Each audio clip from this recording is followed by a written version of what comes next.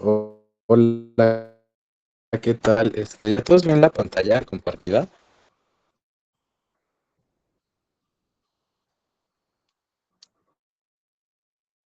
Ya se ve.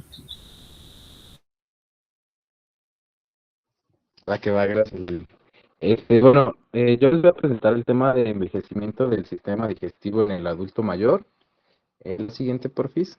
Muchas gracias. Bueno, como introducción, una pequeña introducción, tenemos que es de suma importancia, ya que pues este sistema depende de nuestro adulto mayor, esté o no esté nutrido.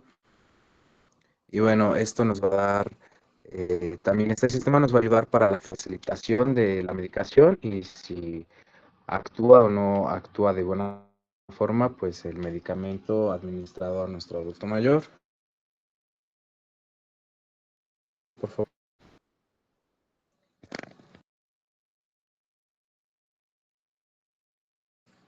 gracias. Eh, bueno, empezando por la boca del sistema digestivo, tenemos que el epitelio de la mucosa oral se va a adelgazar y las encías se van a retraer y se van a exponer el cemento de los dientes, como podemos ver en la imagen de la derecha. Entonces se va a ver un poquito más los dientes y el cemento de estos. Igual, los adultos mayores van a ser más propensos a adquirir enfermedades periodontales justamente por este adelgazamiento de la mucosa oral y la retracción de, de las encías. Pasando a la masticación y las papilas gustativas, estas van a disminuir. La masticación va a disminuir porque se van a ir perdiendo piezas dentarias normal y las papilas gustativas igual van a disminuir, originando pues cambios en la alimentación de nuestro adulto mayor.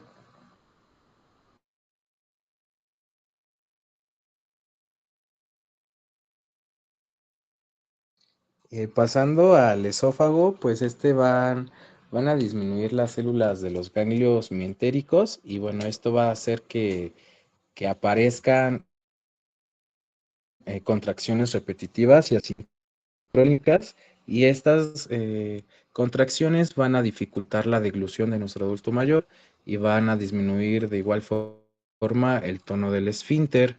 También tenemos que en el estómago, pues la mucosa, al igual que en la boca, se va a adelgazar y se van a atrofiar las células parietales.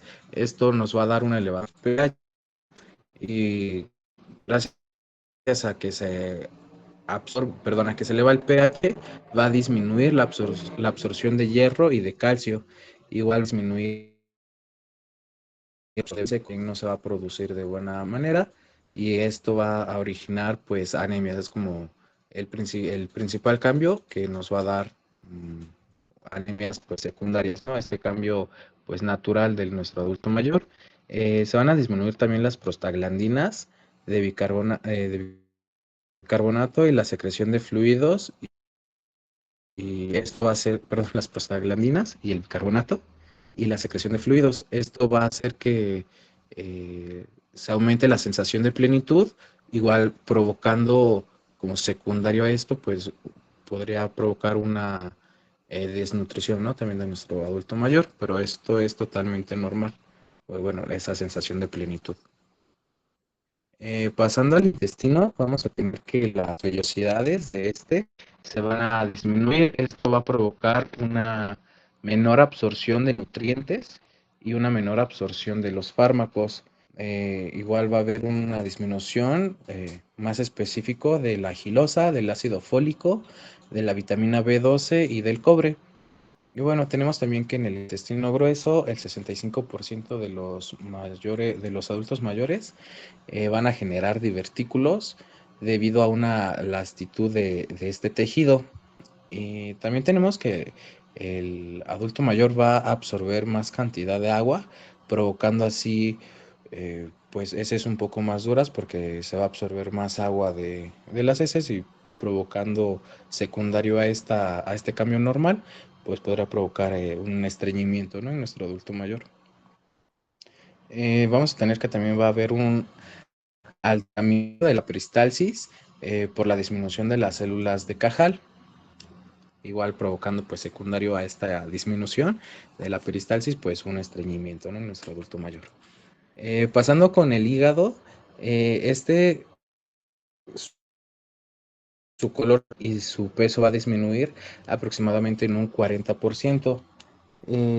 Bueno, ahí les puse una imagen donde el hígado sano pues se ve un poquito más como rosadito y muchas gracias.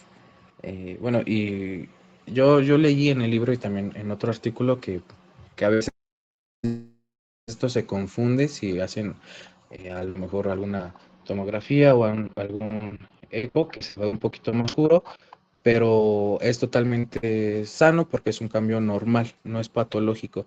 Entonces podría llegar a ver como si fuera cirrosis, pero pues no, no es un hígado cirrótico. Le puede estar el superficie. Muchas gracias. Bueno, también van a aumentar pues macroscópicamente.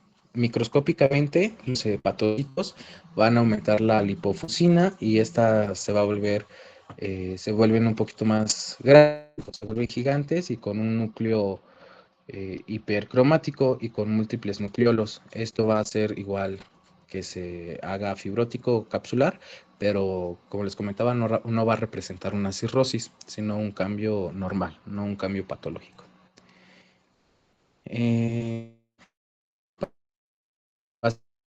Pasando o a pesar de todos estos cambios macroscópicos y microscópicos, nos va a alterar las pruebas de función hepáticas en el laboratorio, nos van a alterar tampoco los factores de coagulación. Y bueno, existe como una teoría que leí que decía que la disminución de la reacción de oxidación y de reducción de hidrólisis es como la primera teoría, la cual convierte al metabolito pues más polar. Y la segunda es que la conjugación no sufre ningún cambio con la edad. Y bueno, también tenemos que un cambio es la degradación de proteínas. Esta sí va a disminuir, así como el flujo sanguíneo. Y va a disminuir el 35% de la actividad del citocromo P450. Entonces, los medicamentos pues van a durar un poquito más en metabolizarse y en excretarse, ¿no? Eh, Pasando a lo siguiente, tenemos el páncreas. Pues va a tener una disminución en la tolerancia de los carbohidratos, al igual que pues disminuye por la insulina, se va a perder una homeostasis de la glucosa con la insulina, ya que se va a reducir la actividad pancreática y pues se van a alterar las secreciones pulsátiles, aumentando pues el aparecimiento de diabetes mellitus tipo 2, pero igual va a ser pues algo normal justamente por la alteración, ¿no?, que va a tener el páncreas. Se va a aumentar la ecogenicidad a milímetros, perdón. Pues ya pasa casi con lo último. La grelina va a ser un péptido de 28 aminoácidos que va a ser por estómago. ¿Y cómo se va a alterar? Pues eh, esta va a disminuir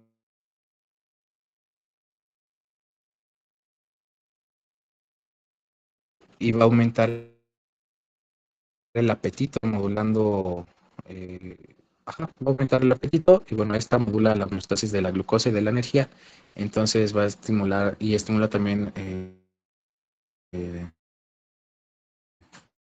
la formación, va a bajar la sensibilidad hipotalámica, va a bajar el vaciamiento gástrico, la vaciación de y va a aumentar la junto con todo lo que ya les mencioné del estómago, pues una sensación aún más de plenitud que nuestro adulto comer con tanta regularidad o que pues no sienta hambre, ¿no? Y les puse los valores que encontré, pues los valores normales en el adulto es de 162 picogramos a 860 y en los adultos mayores va a variar entre 120 a 30 picogramos sobre mililitro. Y pasando a la leptina, está decretada en el tejido adiposo y va a jugar pues un papel importante en la dando la saciedad y bueno, en el adulto mayor pues va a tener, el mayor va a adquirir un mayor tejido adiposo y con este tejido adiposo que va a adquirir pues se va a producir un poco más de leptina y esta pues yo encontré que puede estar normal o ligeramente elevada por justamente este tejido adiposo que nuestro adulto mayor va a adquirir. Y bueno, esta puede disminuir también si hay sarcopenia severa o desnutrición y puede aumentar si hay mayor adiposidad visceral. Y aquí los valores normales que encontré, aquí no encontré como los valores del adulto mayor, pero encontré los valores normales, que era en mujeres de 0.5 a 12, perdona, 15.2 nanogramos sobre mililitro y en hombres de 0.5 a 12.5 nanogramos sobre mililitros. Bueno, todo de la presentación de los cambios normales, no patológicos del sistema digestivo. No sé si alguien tenga como alguna duda o pregunta.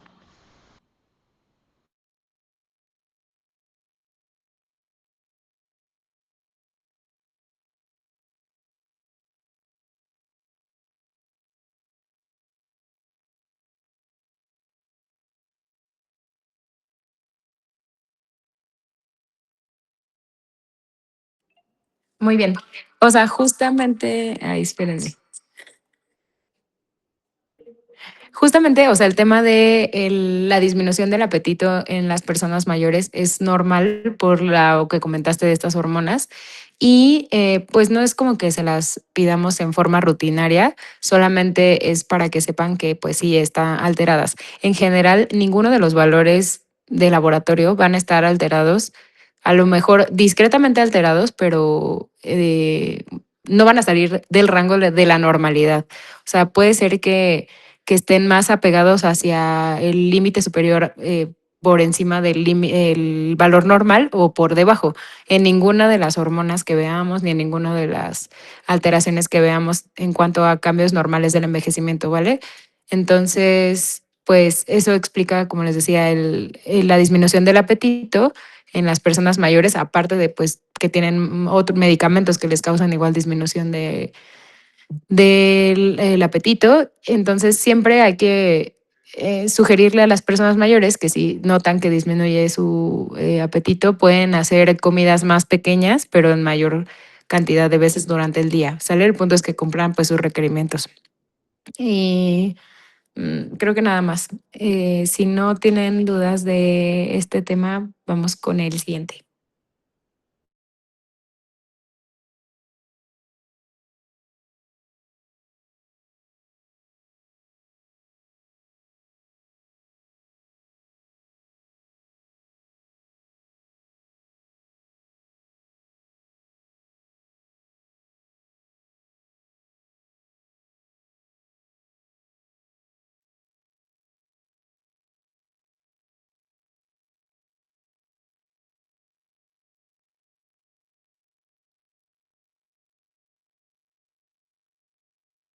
Ay, ya la pueden ver todos, ¿verdad? Bueno, pues yo les voy a exponer lo que es precisamente el envejecimiento de nuestro sistema inmune y del endocrino. Aquí, como sabemos, pues en general el mismo envejecimiento va a alterar lo que va a ser esta regulación, como lo hemos visto a lo largo de las clases. Y aquí principalmente lo que va a hacer es que va a afectar la regulación del hipotálamo, del eje hipotálamo-hipófisis. Aquí va a causar esta modificación en la manera en que se van a comenzar a secretar nuestras hormonas hipofisiarias. Con la edad, lo que va a pasar es que va a haber una proteína basal. Aquí generalmente se puede manifestar como una hipoprolactinemia. También va a haber una disminución en la amplitud de los pulsos y también se va a perder este pico nocturno. Aquí dentro de la posible causa, puede ser este aumento dentro de la actividad dopaminérgica.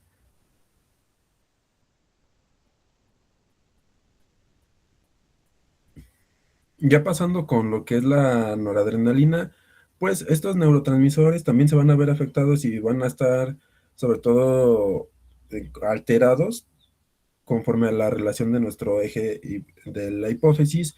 Y lo que decía la literatura es que va a haber esta como alteración dentro de lo que es la retroalimentación negativa y esto va a causar que precisamente nuestra noradrenalina esté aumentada de su actividad. Aquí también van a verse relacionados los péptidos opioides, las beta endorfinas.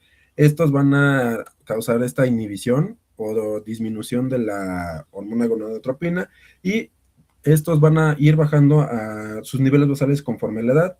También a causa de este, digamos, desajuste de la retroalimentación negativa, pues va a haber este aumento dentro de la respuesta de nuestro mismo eje hipotálamo adrenal.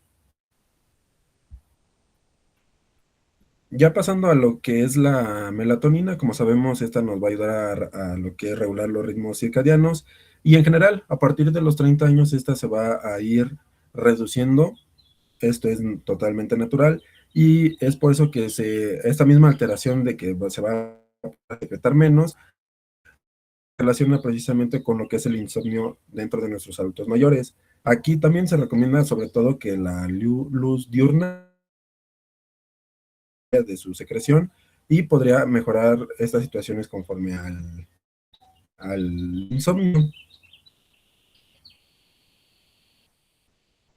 Ya pasando a lo que son los cambios en la adenopófisis, como vemos va a ir reduciendo su tamaño, como vemos en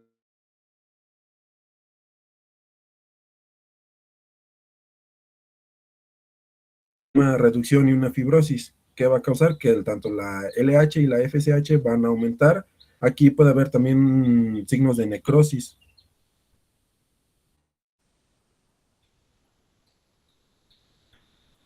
Ahora, pasando aquí, lo que encontré dentro de la tablita, la verdad se me hizo un poco interesante.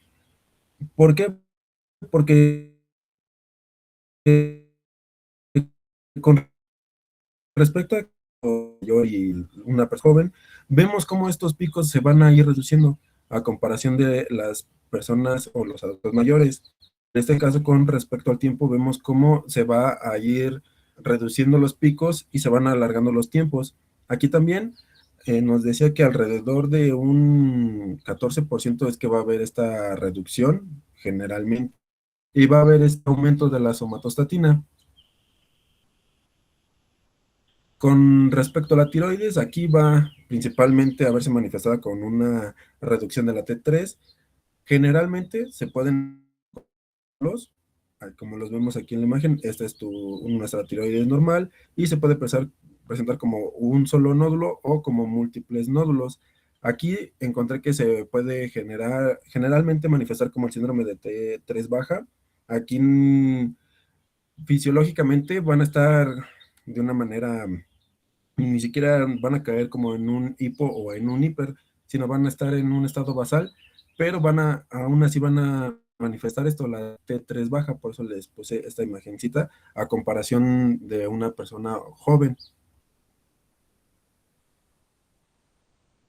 Ya pasando a lo que son las suprarrenales, como vemos los andrógenos y la aldosterona se van a ver reducidos y va a haber sobre todo esto el riesgo de una hipercalemia.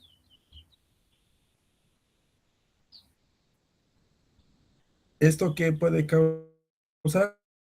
Si lo podemos comparar, decía que alrededor del 30% de los ancianos van a llegar a manifestar esto, que van a tener esta reducción de las secreciones de las suprarrenales, y eso nos puede dar también como consecuencias el riesgo de hipovolemia, que tengan esta hipercalemia y sobre todo también de una deshidratación. También aquí es por eso que se debe tener un manejo adecuado conforme a los IECAS y a los AINES para no precisamente generar un daño más grave a lo que son nuestras suprarrenales. Y también dice que se debe de tener como mucha vigilancia sobre el uso de los diuréticos ahorradores de potasio. Ya pasando a lo que es el sistema inmune, aquí en general, como sabemos, este va a ser el deterioro progresivo de nuestro sistema inmune que va a estar asociado conforme a la edad, como lo hemos visto. Aquí principalmente se va a ver afectada nuestra inmunidad adaptativa, como con la disminución marcada de lo que va a ser la inmunidad mediada por nuestras células, el deterioro significativo de la respuesta humoral y va a haber una mayor susceptibilidad a lo que son las infecciones, el cáncer o los mismos trastornos inmunitarios. Aquí sí se va a conservar esta inmunidad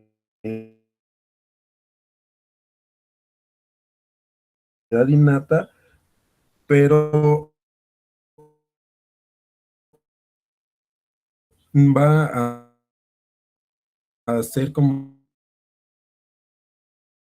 o sea, el efecto a nuestra edad va involucionando, se va reduciendo, como vemos aquí en nuestra tabla, a comparación de cuando nacemos, pues conforme pasan los años, a partir de los años, pongámosle, pasando la adolescencia, es cuando va a comenzar a involucionar. Esto va a causar esta disminución de los linfocitos T y va a haber un reemplazo en el tejido tímico por una grasa. Esto va a suceder alrededor de los 50 a 60 años. Ya refiriéndonos a los cambios específicos, pues va a haber una disminución de las células T vírgenes, va a estar esta acumulación de las células T efectoras que van a estar disfuncionales y va a haber un incremento de las células T de memoria. ¿Sobre todo para qué? Para que esta respuesta va a ser muy reducida cuando haga frente a lo que son nuevos. Por eso les decía que nuestra respuesta inmune sí va a estar ahí, sí se conserva, pero su respuesta como tal ya va a estar reducida. Pues va a haber esta mala respuesta humoral ante los nuevos antígenos, va a haber una disminución de la señalización que va a estar relacionada con el CD4 y sobre todo también la producción de autoanticuerpos de baja afinidad. También decía que va a haber una menor expresión del CD144 en las células, en este caso de las T auxiliares, lo que nos va a afectar a lo que va a ser la formación de los centros germinales. A darnos esta respuesta o nos va a decir cómo es que los adultos mayores tienen una menor respuesta a cuando son vacunados. Hay una respuesta deficiente, por así decirlo. Pasando a lo que es la inmunidad innata, aquí, aunque, como se los dije, sí se conserva, va a haber estas alteraciones, como que los neutrófilos van a tener esta función relativamente intacta, pero con un menor número y va a haber una mayor apoptosis. Los monocitos y los macrófagos, pues igual, van a estar en un caso de reducción de la que va a ser la producción del óxido nítrico y nuestra respuesta bactericida va a estar disminuida. La célula NK, pues va a estar esta expansión numérica, pero con reducción en lo que va a ser la actividad lítica.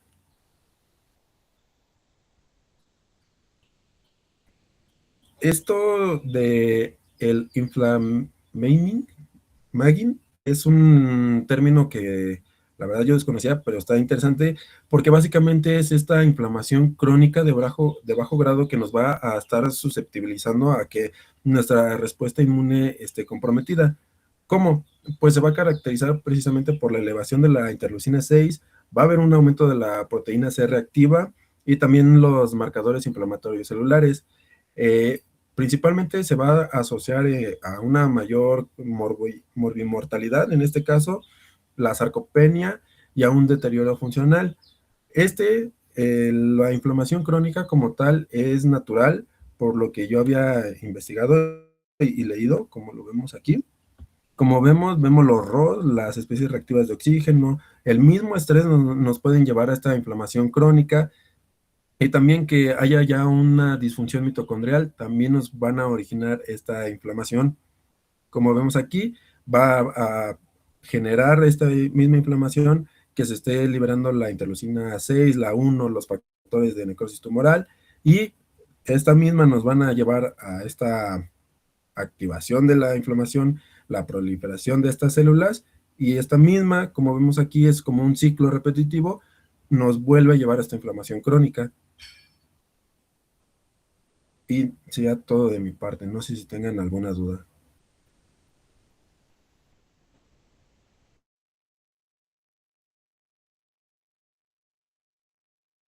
Creo que no.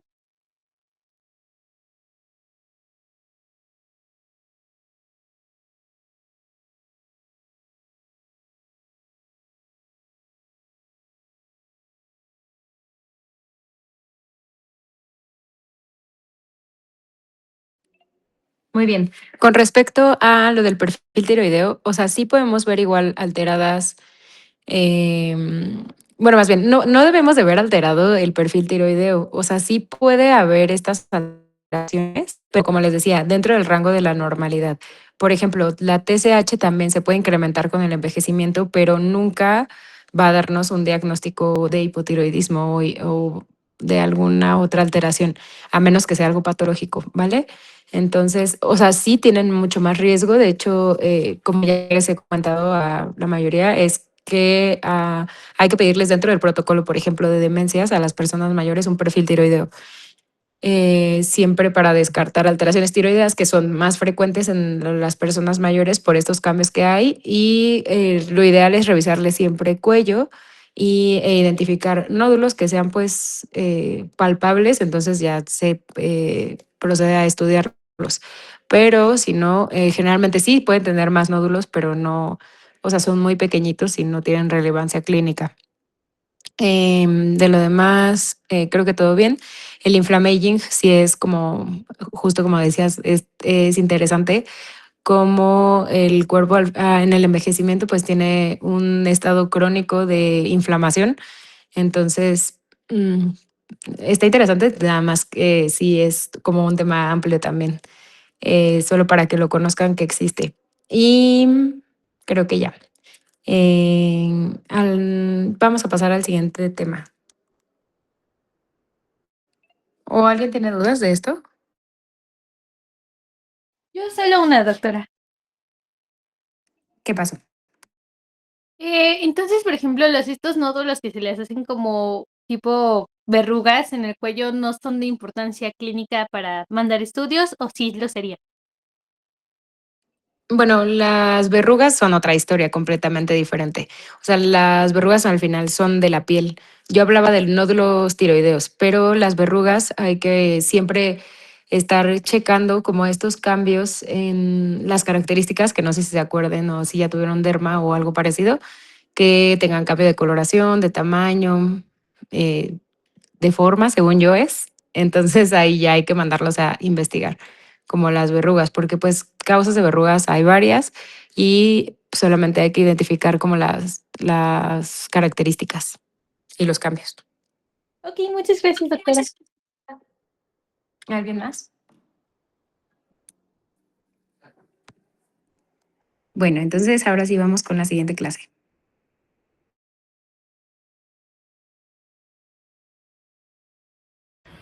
¿Qué tal? Buenas, ¿sí se me escucha ahí?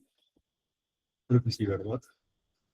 Bueno, pues yo les voy a hablar acerca de la senescencia sensorial, que sería el envejecimiento de los sentidos. Vamos a comenzar hablando de que este término no se va a referir simplemente a la pérdida de la función por el paso del tiempo, sino a los cambios biológicos y fisiopatológicos específicos que van a ocurrir en nuestros sistemas sensoriales. Vamos a ver un poco del envejecimiento que afecta a la visión, a la audición, al gusto, al olfato y el sistema somatosensorial desde una perspectiva clínica.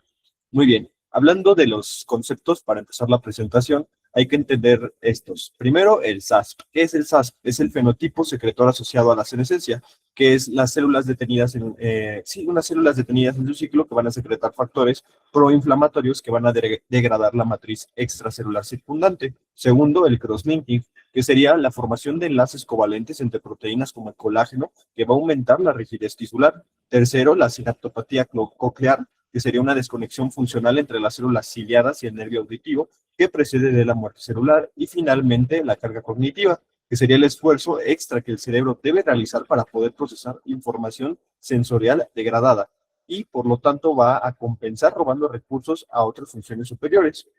En resumen, va a haber 4 pilares principales del envejecimiento en la parte sensorial.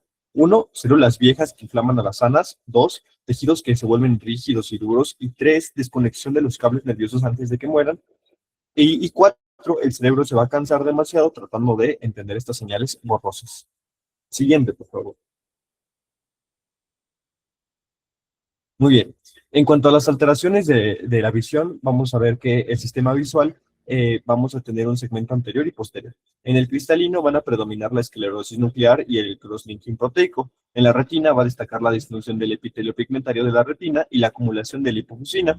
Además, no podemos ignorar la miosis senil, que va a reducir la entrada de la luz y la influencia del eje intestino-retina a través de la microbiota. Siguiente, por favor.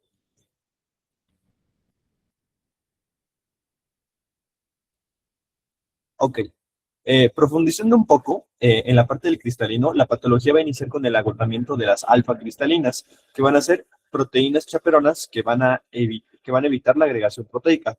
Bioquímicamente va a ocurrir glicación y formación de enlaces cruzados. Esto va a tener dos consecuencias. Una mecánica, que será la pérdida de la acomodación o la presbicia, y una óptica, que sería la dispersión de luz, que va a causar deslumbramiento y reducción de la calidad visual.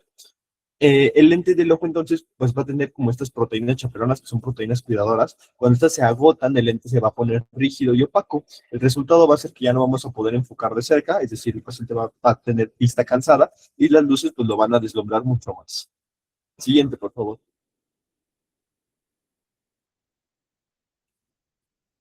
Bueno, aquí vamos a tener que en el segmento posterior, la función crítica del epitelio pigmentario de la retina va a ser la fagocitosis de los segmentos externos de los receptores, de los fotorreceptores. Con la edad va a ocurrir un fallo lisosomal que va a impedir digerir estos desechos, llevando a la acumulación de lipofusina. Este material, pues ya sabemos, ya lo explicaron, es tóxico y va a generar estrés oxidativo intracelular.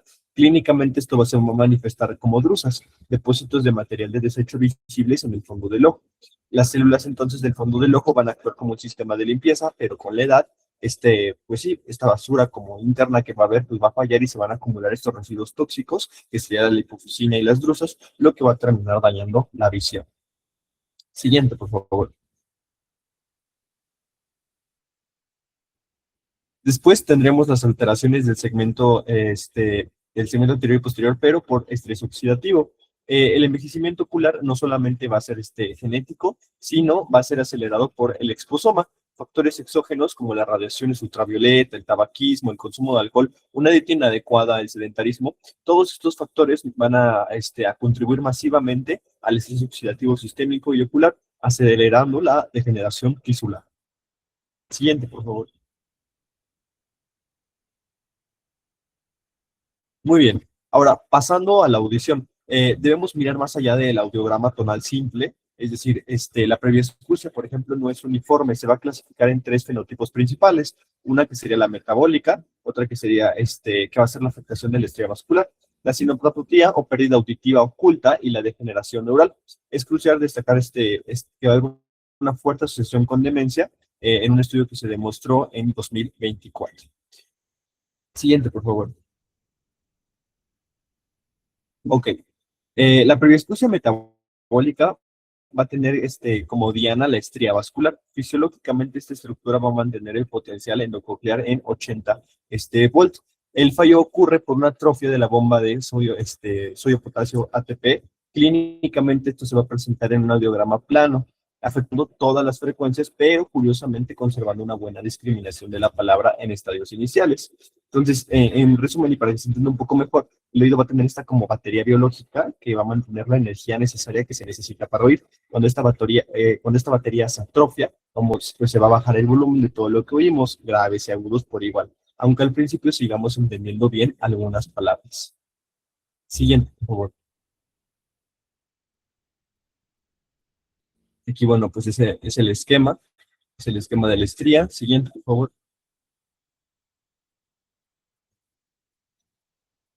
Muy bien, y pasamos a la sinaptopatía coclear.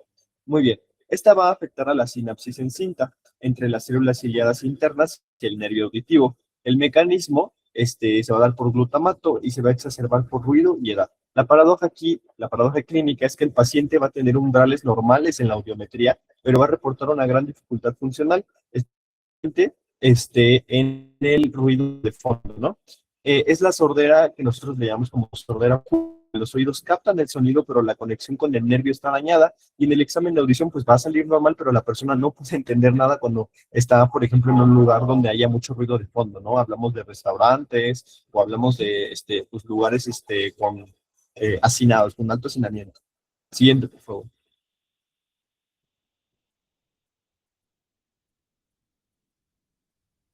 Siguiente, por favor. Muy bien. Entonces, entrando a la degeneración neural o neuropatía auditiva, esta va a implicar la pérdida directa de las neuronas del ganglio espiral, es decir, los somas y los axones. Esto va a llevar a un fenómeno conocido como regresión fonémica.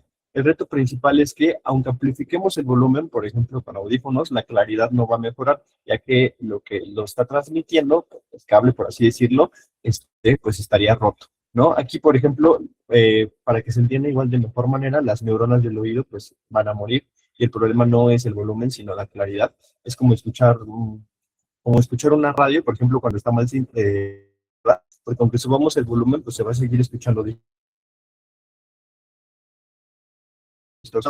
Siguiente, por favor.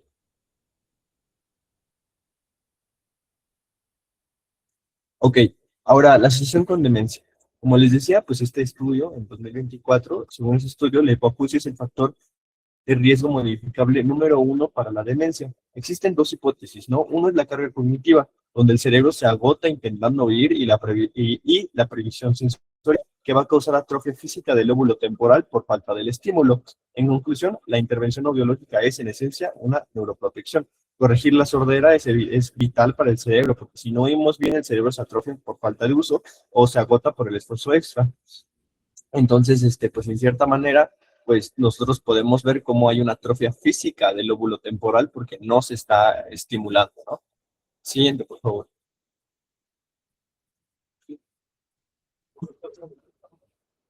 Muy bien, y ahora pasaríamos a el olfato y el gusto, ¿no?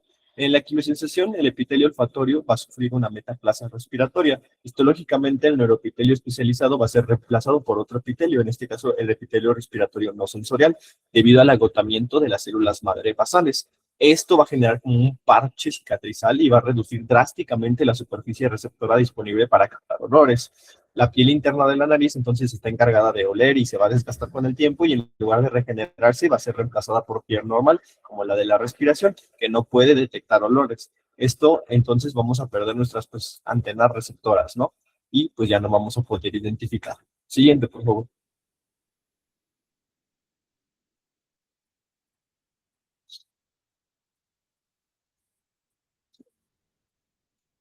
Muy bien.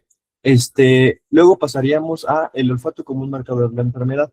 La pérdida olfatoria va a ser un biomarcador crítico. La acumulación patológica de agregados alfa, que serían, ay no, creo que están, en la siguiente, por favor, la siguiente. Okay. Ahí está, sí. Gracias. La acumulación patológica, como les decía, vamos a tener estos agregados, ¿no? Que serían los cuerpos de Lewy. Va a comenzar a menudo en el bulbo olfatorio. Clínicamente, la hiposmia va a poder preceder a los síntomas motores, por ejemplo, del Parkinson o deterioro cognitivo por demencia, por cuerpos de Lewy entre 4 y 10 años, ofreciendo una ventana de oportunidad diagnóstica. Entonces, perder el olfato puede ser la primera señal de alarma para Parkinson o ciertos tipos de demencia, apareciendo hasta 10 años antes que los temblores. Siguiente, por favor. Muy bien. En el gusto, el problema principal no solamente va a ser la pérdida de papilas, sino el medio de transporte, la saliva. Con la edad va a haber xerostomía, un flujo reducido y un aumento de la viscosidad salival por alteración en el radio de mucín. Esto va a impedir que las moléculas de sabor se disuelvan y, por lo tanto, accedan correctamente al poro gustativo. Entonces, pues nosotros para poder identificar estos sabores vamos a necesitar saliva. Al envejecer, pues vamos a tener la boca más seca y la saliva más espesa. Esto va a impedir que la comida llegue bien a las papilas gustativas, haciendo que la comida, pues también sepa menos. Siguiente, por favor. Muy bien. El envejecimiento somatosensorial va a incluir cambios anatómicos como el aplanamiento de la unión dermoepidérmica. Observamos una reducción dramática de hasta 50% a los 70 años en la densidad de los corpúsculos de Meissner, que va a ser para el tacto fino, y de Pacini para la vibración. Esto se va a traducir clínicamente a una torpeza manual y dificultad para manipular objetos pequeños. La piel va a perder sensibilidad porque desaparecen la mitad de los sensores de tacto y vibración a los 70 años. Por eso a las personas, a los adultos mayores les cuesta mucho más abrocharse los botones o agarrar cosas pequeñas. Siguiente, por favor.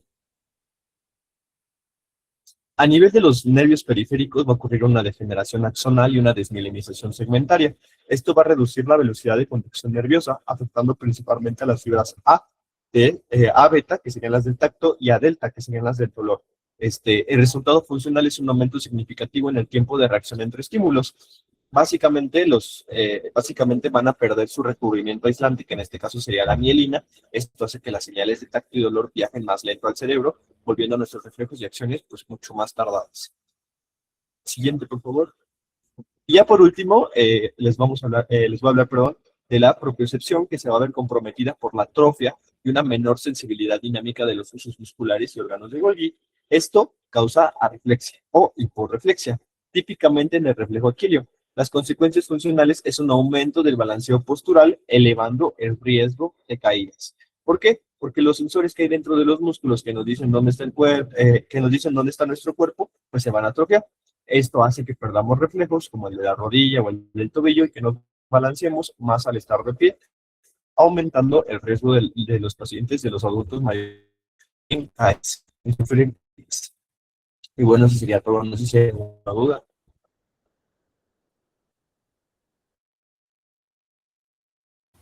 Creo que no.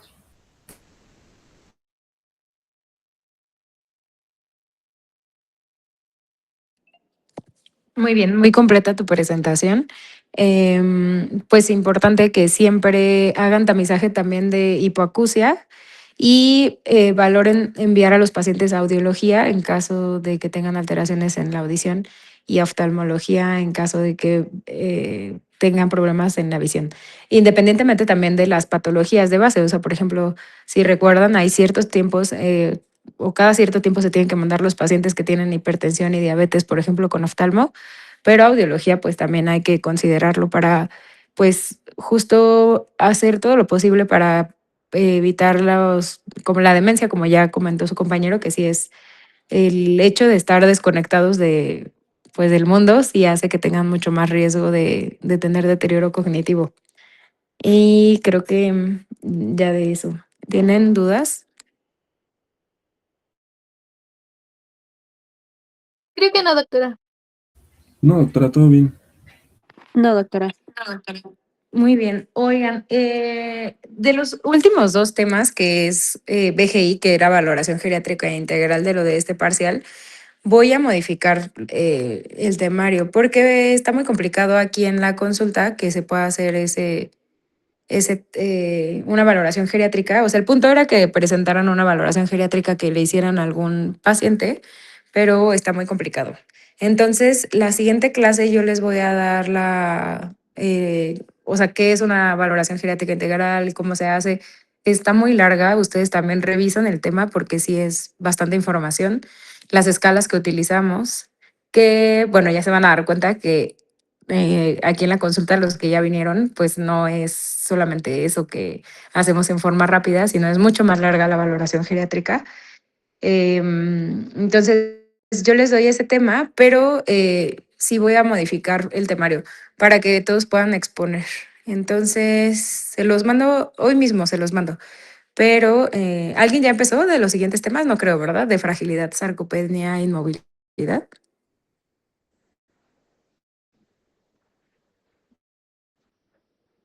Bueno, me imagino que está bien. Entonces, para ajustarlo, yo creo que algunos temas van a ser por dos personas y al rato se los mando. ¿Ok? Si no hay dudas, entonces nos conectamos el próximo miércoles. Estudien lo de valoración geriátrica, porque les digo, es mucho, o sea, las escalas, para que tengan una idea, porque sí es bastante. Pero bueno, entonces nos conectamos el miércoles. Bye. Hasta luego, doctora. Buenos días. Hasta luego, doctora. Sí, doctora, nos vemos. Adiós, doctora, gracias.